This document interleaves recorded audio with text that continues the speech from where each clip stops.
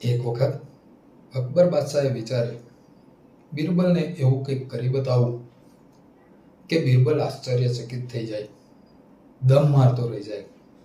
બધા પ્રાણીમાં એક પ્રાણી એવું કે જેને કેળવી ના શકાય, અને તે એટલે બિલાડી. બાદશાહે 5 ધોળી બિલાડીઓ પાડી અને બીજા દિવસથી એને કેળવવાની શરૂઆત કરી. થોડા જ દિવસ થયા અને બિલાડીઓની કેળવણી પૂર્ણ થઈ, તૈયાર થઈ ગઈ.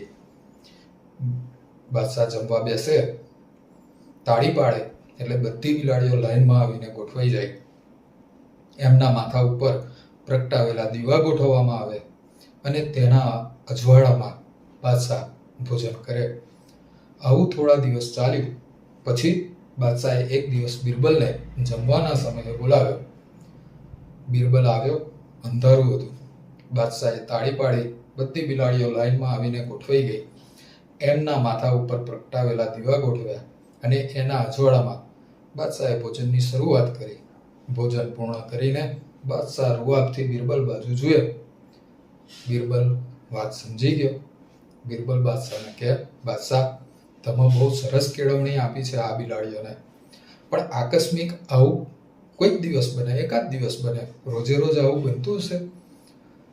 બાદશાહ કે, હું આ જ ઠાઠથી દરરોજ જમું છું અને મારો આ જ ઠાઠ તારે જોવો હોય તો તું ગમે ત્યારે આવી શકે છે. બિરબલ કે, જરૂર. બિરબલે નક્કી કર્યું. 4 દિવસ પછી પાછો ફરી બિરબલ જમવાના સમયે ત્યાં આવ્યો. જમવા બેઠા. બાદશાહે તાળી પાડી, બધી બિલાડીઓ ગોઠવાઈ ગઈ. એમના માથા ઉપર પ્રગટાવેલા દીવા ગોઠવ્યા અને જમવાની શરૂઆત કરી બાદશાહે. જેવી જમવાની શરૂઆત થઈ એટલે બિરબલ ખિસ્સામાં એક ઉંદરડો પકડીને લાવ્યો હતો. ધીરે રહીને એ ઉંદરડો એણે ત્યાં છોડી મૂક્યો. જેવી ઉંદરડા પર એ બિલાડીઓની નજર પડી, બધી બિલાડી એક સામટી એના ઉપર તૂટી પડી. બધા દીવા પડી ગયા. અંધારું થઈ ગયું. જમવાનું વેરણ છેરણ થઈ ગયું. બાદશાહ પણ ફોઠા પડી ગયા. બિરબલ કહે, બાદશાહ, જ્યાં સુધી આ બિલાડીઓએ ઉંદરને નહોતો જોયો ત્યાં સુધી બિલાડીઓ તમારા કાબૂમાં હતી.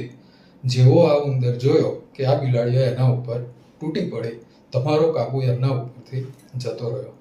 કહેવાનું તાત્પર્ય એ છે કે આજના સમયમાં બધા જ એવું કહે છે, ઇન્દ્રિય નિગ્રહની વાતો કરે છે, ઇન્દ્રિયો કાબૂમાં રાખવાની વાત કરે છે, પણ એ ક્યાં સુધી? તો કે જ્યાં સુધી વિષય સામે આવતો નથી ત્યાં સુધી, જ્યાં સુધી વિષયને જોયો નથી ત્યાં સુધી. જેવો વિષય સામે આવ્યો કે ઇન્દ્રિયો કાબૂમાં ના રહે.